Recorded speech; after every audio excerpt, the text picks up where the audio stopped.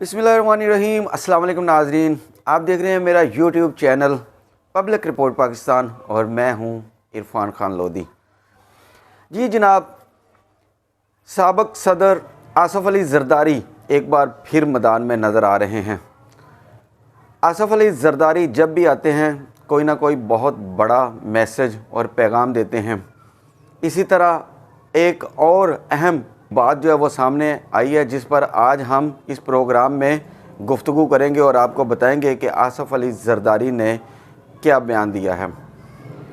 नाज़रीन, पाकिस्तान की सियासत में एक बार फिर हलचल मच गई है। सदर आसफ़ अली ज़रदारी ने हालिया ख़िताब में बड़ा दावा करते हुए कहा कि मुस्तक़बिल में बिलावल भुट्टो ज़रदारी मुल्क के वज़ीर आज़म बनेंगे और जबकि मखदूम अहमद महमूद के बेटे भी अहम वजारत संभालेंगे।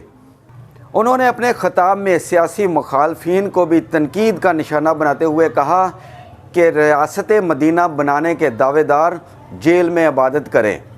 हम भी इबादतें करते रहे हैं, हमने जेलें भी भुगती हैं और जेलें लीडरों का घर होती हैं। सदर आसफ़ अली ज़रदारी ने मज़ीद कहा कि आज के लीडर 1.5 साल भी जेल में नहीं रह सकते।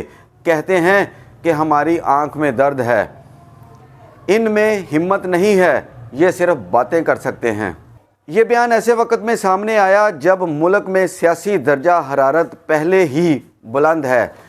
सियासी तज्ज़ियाकारों के मुताबिक ये गुफ्तगू न सिर्फ मुस्तक़बिल की सियासी हिकमत अमली की अक्कासी करती है बल्कि आइंदा इंतखाबात के नताइज एक वाज़िया पैगाम भी है।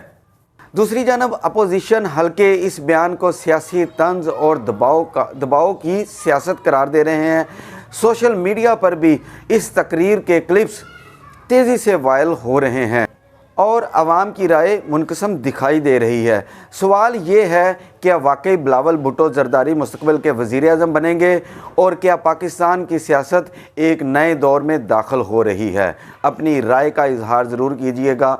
हमारी इस वीडियो को लाइक शेयर करें, चैनल को सब्सक्राइब करें ताकि मज़ीद इस तरह की इन्फॉर्मेशन आप तक पहुँचती रहे। शुक्रिया। अल्लाह हाफ़िज़।